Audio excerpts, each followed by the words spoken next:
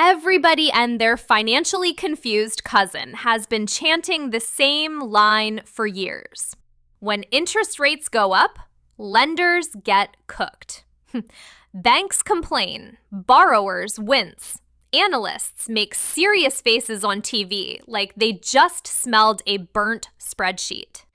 And to be fair, that warning has not been fake. Higher rates really have squeezed a lot of traditional lenders right in the profit margins. But then here comes a firm basically strolling into the room like, that crisis y'all hate? Cute. We built around it. This is not just a story about a slick app or a prettier checkout button. This is a story about a company playing a totally different money game. Also, tiny disclaimer, I am not a financial advisor. I am a cute avatar with opinions, timing, and a suspicious amount of confidence. So this is financial education, not personalized advice. We are here to understand the machine, not marry the machine. Because what a firm figured out is not just how to survive in a high-rate world. It figured out how to use that pressure like fuel. And to understand why that matters, you first have to look at the trap traditional banks built for themselves over the last century. For decades, banking was beautifully simple. Borrow money cheap, lend money expensive. Keep the difference. Smile in mahogany. They take your deposits, pay you crumbs, then lend that same money back out as mortgages, auto loans, and business loans at higher rates. The spread between what they earn and what they pay is called net interest margin. That margin is the bloodstream of the whole operation. For a long time, that system worked like a dream. Stable, predictable, profitable. Boring in the most lucrative way possible. But that calm little empire had a weakness hiding in the walls the whole time. Quick timeout. Imagine Tobin opens a lemonade stand, borrows sugar at today's price, then promises to sell lemonade for 2019 prices for the next 30 years. That is not a business. That is a cry for help with branding. Congratulations, you now understand the emotional experience of a traditional bank in a rate spike. Here's the real problem. A bank's money coming in and money going out do not move on the same timeline. The deposits they owe people are short-term. You can move cash out of your savings account whenever you feel like it. But the loans banks made are long-term. Mortgages can last 30 years. Business loans can sit there for ages. Auto loans linger. So when rates stay low and calm, fine, the system hums. But when the Fed starts punching rates upward to fight inflation, that hum turns into grinding metal. Suddenly, savers realize they do not have to sit around earning almost nothing. They can go elsewhere and get real yield. So banks have to pay more to keep deposits from walking out the front door in broad daylight. But here is the trap. They cannot magically go back and reprice the 30-year mortgage they wrote at a bargain rate 3 years ago. Their cost of money rises now. Their income from older loans stays stuck in the past. That margin gets squeezed from both sides like a soda can under a truck tire. This is the structural prison. Banks are carrying mountains of loans priced for an old world that no longer exists. So when you hear that banks are under pressure, this is what that actually means. Their funding costs update in real time. Their assets do not. They are giant financial battleships built for calm water, trying to squeeze through a river full of sharp turns, rocks, and people yelling about inflation. Big, powerful, respected, absolutely awful at pivoting fast when the rules of the game change overnight. And that right there is where Affirm enters the chat. Not built like a bank, not funded like a bank, not trapped like a bank. While old lenders are dragging a backpack full of yesterday's loans through today's rate environment, Affirm is operating with a totally different set of mechanics. And that difference is the whole trick, because Affirm is not just making loans differently. It is handling funding and risk differently too. That is where this gets dangerous for the old guard. So now that we've seen why banks get boxed in by rising rates, the next question is simple. How exactly did Affirm dodge the cage? So if banks are the giant old ships stuck scraping rocks, Affirm is the speedboat that showed up with a completely different map. Affirm did not roll in as just another cute little fintech app with pastel buttons and startup confidence. It showed up with a different idea of what credit could even look like. Founded in 2012, the company pitched itself as an answer to all the stuff people hate about credit cards. Confusing balances, endless revolving debt, interest doing backflips on your neck. Affirm's pitch was the opposite. Simple terms, fixed payments, clear total cost. Less surprise financial ambush. More, here is the number, please breathe normally. You are buying a Peloton, a laptop, maybe something overpriced that looked smarter at 11:47 p.m. And at checkout, you see a new button, Pay with Affirm. A few clicks later, the system runs a fast check and offers a plan with fixed installments stretched across a few months. And for a lot of these purchases, the interest rate can be 0%. That is the part that makes consumers stop scrolling and start nodding. Even when there is interest, the deal is usually spelled out in plain view. Exact payments, exact timeline, exact total. No mystery trapdoor under the floorboards. And to younger shoppers already side-eyeing credit cards like they are emotionally unavailable exes, that pitch landed beautifully. But the customer-friendly part is only the front of the magic trick.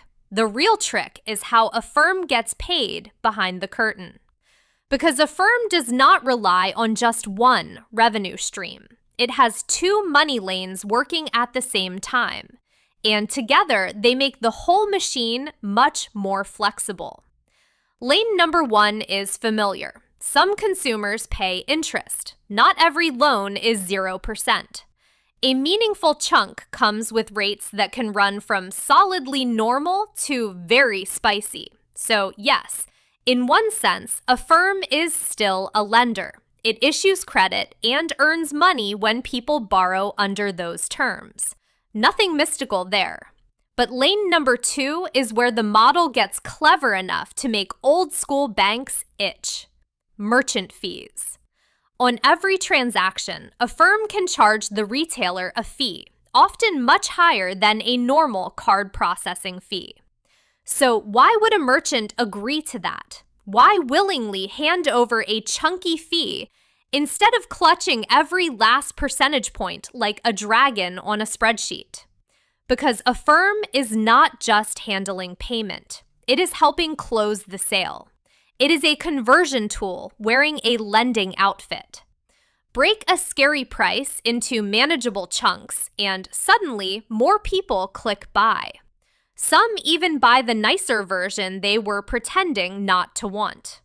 So that merchant fee starts looking less like a painful cost and more like a paid bodyguard escorting the sale safely across the finish line. In other words, the store is often helping subsidize the financing because the financing helps unlock the purchase. That matters a lot. And now the whole thing starts to click. Banks mostly earn from the borrower. Affirm can earn from the borrower and the seller. That changes the game.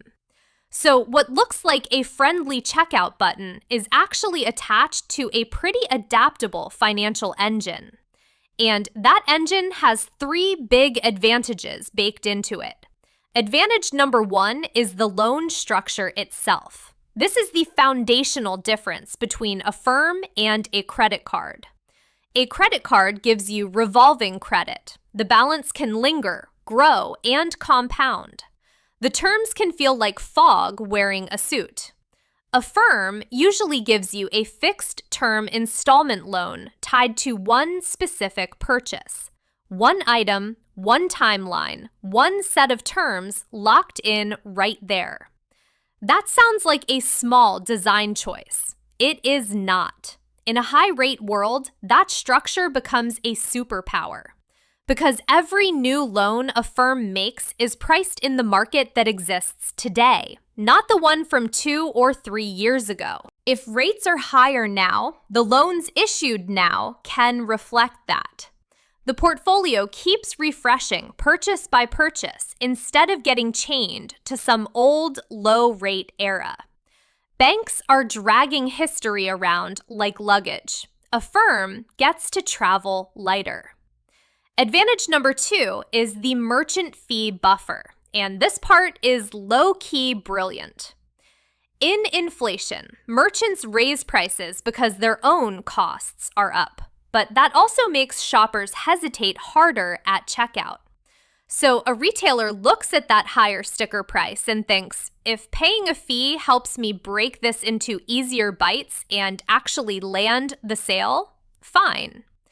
That means the merchant fee becomes a shock absorber. If funding gets pricier, Affirm has another lever besides simply charging the consumer more. Traditional lenders mostly have one move: hope the borrower can take the hit. Affirm has more knobs on the dashboard. And then we get to advantage number 3, the funding machine. This is where the finance nerds sit up straighter in their chairs.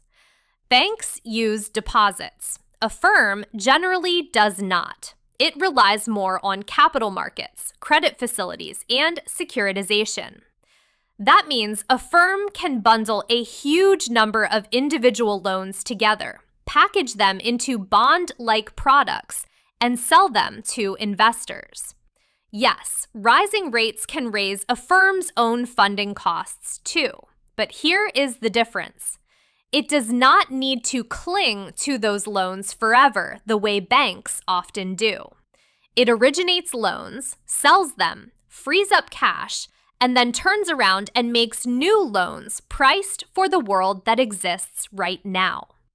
In the source material, investor appetite for those loan-backed securities stays strong, and that matters because strong demand keeps the machine fed. And when underwriting holds up and delinquencies stay manageable, investor confidence gets stronger, which helps keep that funding loop alive. So now you can see the trick clearly. Fresh pricing, merchant support, investor-funded recycling. 3 advantages working together like gears in the same machine. And that is why Affirm is not just surviving the same pressure crushing traditional lenders. It is built to metabolize that pressure differently. But a model like this raises a bigger question. If the machine is this smart, where are the weak points? Because every elegant system eventually sends you the bill somewhere. So we just pulled apart the 3 core pieces of Affirm's financial engine. And listen, this is the kind of finance stuff I love because it looks complicated at first.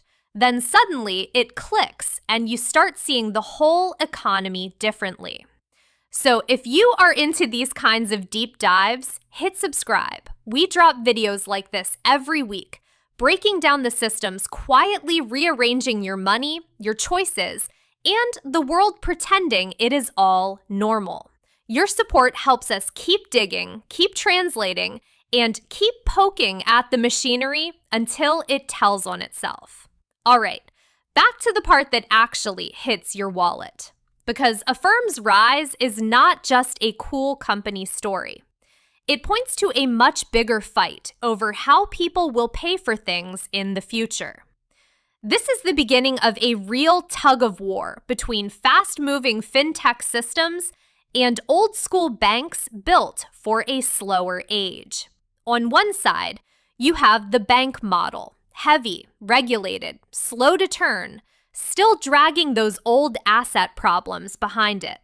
On the other side, you have a transaction-based system like a firm that can reprice risk much closer to real time. And in a world where volatility has become the house pet nobody wanted, that flexibility matters. It suggests that buy now, pay later could keep getting bigger because it fits the rhythm of the modern checkout experience better than old credit products do. Global BNPL volume is already enormous, and the point here is not the exact trophy number. The point is momentum. More shoppers use it. More stores offer it. More people start treating installments like a normal part of buying sneakers, couches, electronics, and probably things they absolutely did not need at midnight. And if that keeps happening, traditional credit cards with murky terms and random feeling fees could start looking less like financial tools and more like museum artifacts with reward points. But before anybody starts throwing a parade for the checkout button, let's talk about the other side of this. Because this model comes with real risk, serious risk. The kind that hides behind convenience until the bill starts coughing. The exact feature that makes BNPL attractive, easy access to credit, is also the thing that can make it dangerous. It feels smooth, it feels manageable, it feels less scary than a credit card balance, and sometimes that feeling is doing a lot of heavy lifting. This industry grew up during a stretch where unemployment stayed relatively low and consumers kept spending. That matters more than people think, because every system looks smarter in good weather. The real test comes when the weather turns rude for a long time. The big unanswered question is, what happens if a real recession sticks around, layoffs rise, and consumers stop having extra room in the budget?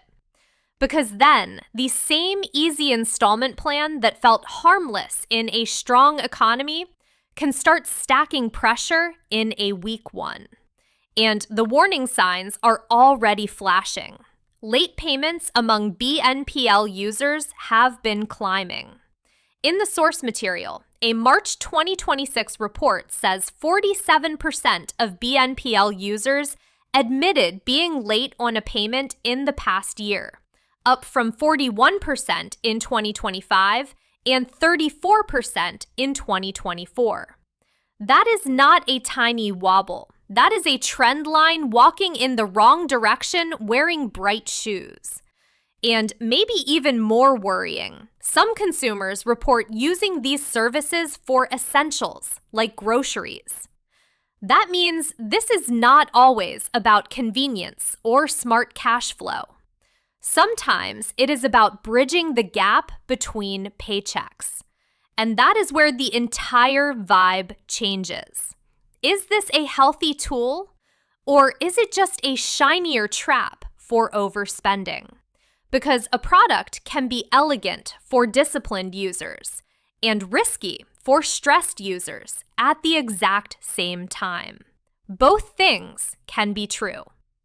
And whenever a financial product starts spreading fast and blurring that line, regulators start circling the runway. The CFPB has been looking closely at this space because of consumer protection concerns and the risk of people taking on debt they do not fully see. But the source material also notes a 2025 shift, where the CFPB said it was revoking a planned rule that would have treated BNPL providers more like credit card issuers. The agency described that earlier approach as procedurally defective and said those rules fit these products awkwardly. So right now, the sector sits in a gray zone. not ignored, not fully boxed in, just partially watched with a lot of unresolved tension. Which probably means more rules show up eventually. The only mystery is what shape they take and who gets squeezed when they arrive. So the future of your wallet might include more flexible checkout tools, cleaner installment choices, and less dependence on old credit card logic. But it could also include more temptation, more invisible strain, and more people normalizing debt because the interface feels polite. That is the real aftermath here, not just whether a firm wins. Whether consumers can tell the difference between flexibility and financial quicksand. And that brings us to the final question. Does this model actually represent the future of finance? Or is it simply the most elegant version yet of an old debt habit in a new outfit? So what is a firm's money trick, really? It is not one clever feature. It is not one checkout button. It is not one lucky timing window. It is a system built from simple fixed loans priced in the market of today. A system supported by merchant fees that act like a financial shock absorber. And a system powered by a funding engine that can move risk around with a speed traditional banks can barely fantasize about. Put those three pieces together, and suddenly the same forces crushing traditional lenders start looking like usable fuel. Rising rates, inflation, pressure. For banks, those are headaches. For a firm, they can become leverage. That is the trick, not escaping the weather, but learning how to sail in it better. And to be fair, that is a genuinely impressive piece of financial design. They built something consumers can understand more easily than a typical credit card bill. They built something merchants can use as a sales tool, not just a payment rail. And they built something investors can view as a real asset class when underwriting stays strong. But let's not get hypnotized by the elegance. Beautiful machines still break. Because this entire setup rests on two pillars that are stronger than they look in good times and weaker than they look in bad ones. Pillar 1 is continued consumer spending. People have to keep buying. Stores have to keep wanting conversion help. Transactions have to keep flowing. If consumers pull back hard, that flow slows down and the whole engine starts sounding very different. Pillar 2 is confidence in capital markets. Investors have to keep believing those loans are worth buying, packaging, and funding at scale. If that confidence slips, the funding loop gets tighter, slower, and more expensive. So yes, this is a smart model, but it is not magic. It is a well-built system with real dependencies. And that is why the battle for your wallet is getting so interesting. On one side are the banking giants, built for stability, scale, and survival through long economic cycles. But they are also boxed in by the choices they made in an older financial era. On the other side are the fintech disruptors, fast, flexible, elegant, and built for the speed of modern checkout behavior. But speed is not the same thing as invincibility. Sometimes fast systems are just more graceful ways to be fragile. So the next few years are going to tell us something huge. Which model is actually built to last when the economy gets weird, consumers get squeezed, and regulators get louder? Will the future belong to flexible, transparent installment systems that adapt in real time? Or will the old slow and steady banking model outlast the hype simply because boring things sometimes survive longer? That is the question I want to leave with you. As these models fight it out, who do you think actually wins? Is the simplicity of a company like Affirm the future?